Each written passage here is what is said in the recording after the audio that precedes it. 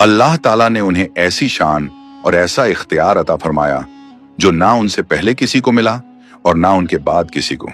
उनके हुक्म के आगे सिर्फ इंसान ही नहीं बल्कि जानवर, परिंदे, जिन्नात और यहां तक कि हवा भी उनके इशारे पर चलती थी।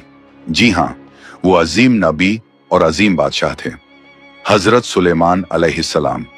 कुछ रिवायतों के मुताबिक एक रोज हजरत सुलेमान अलैहिस्सलाम अपने शाही तख्त पर जलवा अफरोज थे।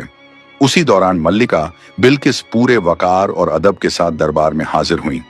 उन्होंने अदब से अर्ज किया, ऐ अल्लाह के नबी हजरत सुलेमान अलैहिस्सलाम, मैंने सुना है कि आप अपने उड़ने वाले तख्त के जरिए बहुत ही कम वक्त में दूर दराज इलाकों तक सफर फरमा लेते हैं। फिर उन्होंने अर्ज किया, अगर आप मुझे भी इस तख्त पर बैठने की इजाजत दे दें और मुझे दुनिया के मुख्तलिफ हिस्सों की सैर करा दें ताकि मैं अल्लाह ताला की अजीबो गरीब कुदरत, उसकी मखलूकात और इस कायनात के नजारे अपनी आंखों से देख सकूं, तो मेरी जिंदगी और भी बाबरकत हो जाएगी। मलिका बिल्किस की ये ख्वाहिश सुनकर हजरत सुलेमान अलैहिस्सलाम कुछ लम्हों के लिए खामोश हो गए। फिर उन्होंने मुस्कुराकर फरमाया, अगर अल्लाह ताला ने चाहा तो यकीनन तुम्हारी ये तमन्ना पूरी हो जाएगी। इसके बाद दोनों उस उड़ने वाले तख्त पर सवार हो गए। फिर हजरत सुलेमान अलैहिस्सलाम ने हवा को हुक्म दिया, ऐ हवा, हमें उस मकाम तक ले चल जहां अल्लाह ताला की बनाई हुई कुदरत का सबसे हसीन मंजर मौजूद हो। बस इतना कहना था कि हवा ने तख्त को धीरे धीरे बुलंदी की तरफ उठाया और वो उड़ता हुआ तख्त फिजा में बड़ी शान के साथ रवाना हो गया।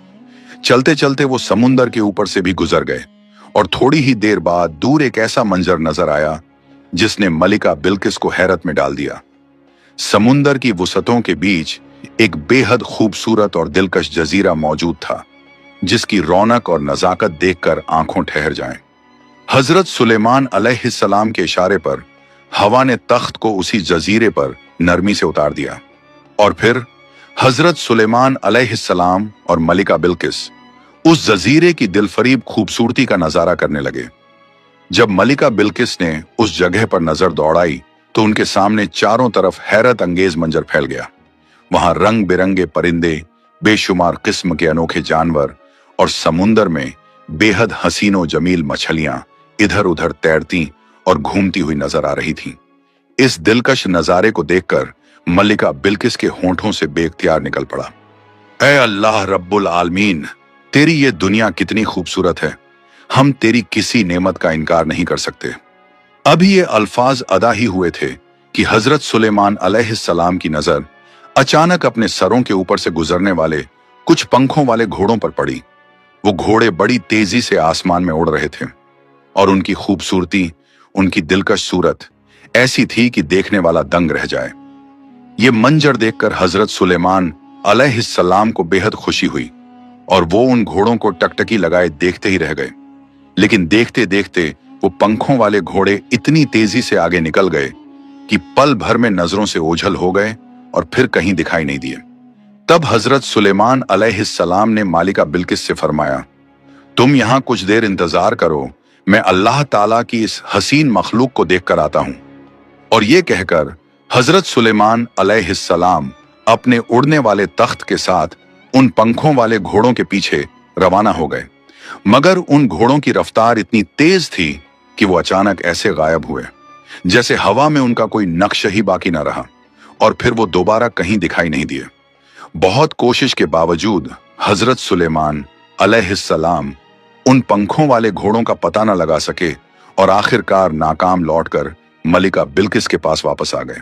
इसके बाद दोनों फिर से उड़ने वाले तख्त पर सवार हुए और थोड़ी ही देर में अपने शाही दरबार में वापस पहुंच गए।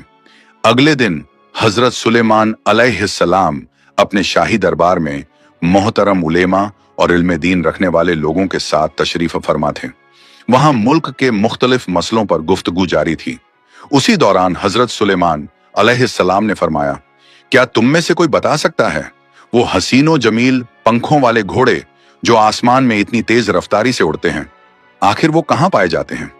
ये सुनकर वहां मौजूद एक सिपाही ने अदब से अर्ज किया, हुजूर, उन्हें देखना तो बहुत दूर की बात है, हमने तो आज तक उनका नाम भी नहीं सुना। फिर उसने थोड़ी हिम्मत करके कहा, अलबत्ता